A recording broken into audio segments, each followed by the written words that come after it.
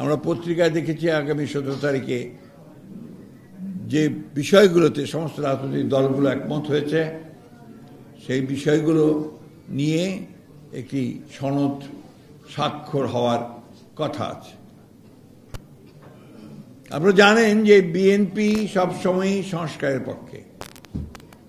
আপনারা জানেন যে বিএনপি 2016 সালে ভিশন 2030 এই নামে একটি কর্মসূচি, এই নামে একটি চার্টার অফ ডিমান্ডস, একটি সংস্কারের কর্মসূচি দেশনেত্রী বেগম খালেদা জিয়া জনগণের সামনে উপস্থাপন করেছিলেন। আপনারা জানেন যে এর পরে ফ্যাসিস্ট বিরোধী আন্দোলন চলাকালীন সময়ে বিএনপি যেহেতু উপলব্ধি করেছিল যে চলমান যে তৎকালীন বিদ্যমান যে রাজনৈতিক ব্যবস্থা, সেই ব্যবস্থায় রাষ্ট্র পরিচালনাতে জনগণের কোনো উপকার হবে না, সেই কারণে বিএনপি অন্যান্য রাজনৈতিক দলগুলোর সঙ্গে আলোচনা করে সংস্কারের 31 দফা কর্মসূচি জনগণের সামনে তুলে ধরেছিল। আপনারা সেই সম্পর্কে সবাই জানেন।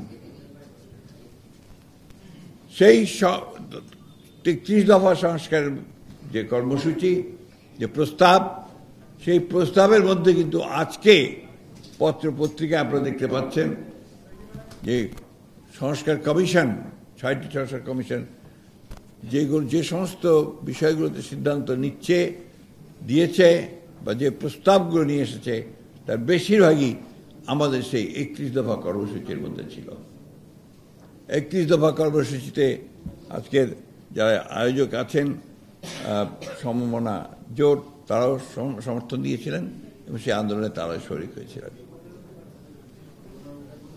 আজকে এই সংস্কারকে নিয়ে বিভিন্ন রকম কথাবার্তা দীর্ঘদিন ধরে হয়েছে, কারণ এর আলোচনা চলছে, এগুলো নিয়ে ডিসকাশনস হচ্ছে, রাজনৈতিক দলগুলো কথা বলছে, সব মিলিয়ে শেষ পর্যন্ত একটা জায়গায় বোধহয় তারা আসতে পেরেছেন যেখানে তারা আগামী 17 তারিখে এই সনদের স্বাক্ষর করবেন, যেগুলো বিষয়ে একমত হয়েছেন সেই বিষয়গুলো নিয়ে। আর যে বিষয়গুলো একমত হওয়া যায়নি সেগুলো নিয়ে রাজনৈতিক দলগুলো জনগণের সামনে তারা নির্বাচনের সময় ম্যানিফেস্টো আকারে যাবেন এবং জনগণের কাছ থেকে সেটার যে তাদের মতামত, ম্যান্ডেট, সেটা আদায় করার চেষ্টা করবেন। বন্ধুগণ, এই নিয়ে অনেক কথা হয়েছে, আমি এই কথাগুলো বারবার বলতে চাই না, বলে আবারও জাতিকে ভারাক্রান্ত করতে চাই না। আমরা সবসময় সংস্কার পক্ষে ছিলাম, যদিও আমাদের বিরুদ্ধে প্রচুর প্রচারণা চালানো হয়েছে, এখনো হচ্ছে যে আমরা নাকি আপনারা সংস্কারের বিরুদ্ধে। এটা খুব পরিষ্কার করে বলে দিতে চাই, আপনারা জানেন যে সংস্কারের মধ্যেই বিএনপির জন্ম হয়েছে। বিএনপির প্রতিষ্ঠাতা শহীদ প্রেসিডেন্ট জিয়া রহমান, তিনি একদলীয় শাসন ব্যবস্থা থেকে বহুদলীয় শাসন ব্যবস্থা প্রতিষ্ঠা করে বিএনপির জন্ম দিয়েছিলেন, নিশ্চয়ই মনে আছে আপনাদের। এই যে মিডিয়ার স্বাধীনতা, এটাও শহীদ প্রেসিডেন্ট জিয়া রহমানের ওই সময় দেওয়া। পরবর্তীকালে প্রেসিডেন্সিয়াল ফর্ম অফ গভর্নমেন্ট থেকে পার্লামেন্টারি ফর্ম অফ গভর্নমেন্ট নিয়ে আসা দেশনেত্রী বেগম খালেদা জিয়া করেছিলেন। এমনকি যে কেয়ারটেকার গভর্নমেন্ট আমরা গ্রহণ করতে চাইনি, সেই কেয়ারটেকার গভর্নমেন্টকে আমরা গ্রহণ করে আলাদা পার্লামেন্টের নির্বাচন করে সেই পার্লামেন্টের সেশনে এক রাত্রিতে আমরা কেয়ারটেকার গভর্নমেন্ট যে বিষয়, যে আপনার যে আর্টিকেল, যেটা আপনার সংশোধনী, সেই সংশোধনী আমরা সংশোধনে পাশ করেছিলাম। এত কিছুর পরেও এই কিছু সংখ্যক মানুষ আছেন, দল আছে, যারা বিএনপিকে বিভিন্নভাবে দোষারোপ করার চেষ্টা করেছে, এখনো করছে। এখন তো একটা নতুন ধারণা, হঠাৎ করে যে ধারণা সম্পর্কে বাংলাদেশের মানুষের আদৌ কোনো ধারণাই নেই,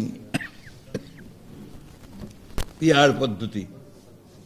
এই হাউজের মধ্যে কয়জন আছেন বলেন তো যে পিআর পদ্ধতি বোঝেন?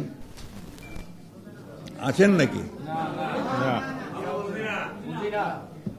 তো সেই পদ্ধতি তারা, যদিও সংস্কার কমিশন সেটা নিয়ে আসেনি, সংস্কারের যে যারা দায়িত্বে আছেন তারা আনেননি, কয়েকটি রাজনৈতিক দল সেই পদ্ধতি কথা বলছে এবং যেটার জন্য তারা আন্দোলন করছে। নিশ্চয়ই আপনারা দেখেছেন যে আন্দোলনও করছে। এর লক্ষ্য একটাই, সেই লক্ষ্যটি হচ্ছে যে নির্বাচনকে বিলম্বিত করা, জনগণের ক্ষমতা জনগণের হাতে ফিরিয়ে দেওয়ার যে প্রক্রিয়া, সেই প্রক্রিয়াকে বিলম্বিত করা। পিআর পদ্ধতি এই দেশের মানুষ গ্রহণ করবে না। আমাদের দলের পক্ষ থেকে তো আমরা স্পষ্ট বলেছি, এখন বলছি জনগণই এই পদ্ধতি গ্রহণ করবে না। চাপিয়ে দেওয়া কোনো কিছু এই দেশের মানুষ গ্রহণ করবে না। একটা কথা খুব স্পষ্ট করে বলতে চাই, আমরা খুব দ্রুত, অর্থাৎ যে কমিটমেন্ট আছে এই সরকারের, ইউনূস সাহেবের, 26 সালের ফেব্রুয়ারি মাসের মধ্যেই নির্বাচন হবে, আমরা সেটাই দেখতে চাই। জনগণ নির্বাচন দেখতে চায়, নির্বাচনে অংশ নিতে চায় এবং সেই নির্বাচনের মধ্য দিয়ে গণতান্ত্রিক ব্যবস্থায় ফিরে যেতে চায় এবং গণতন্ত্রের মধ্য দিয়েই জনগণের আশা আকাঙ্ক্ষাগুলো পূরণ করতে চায়।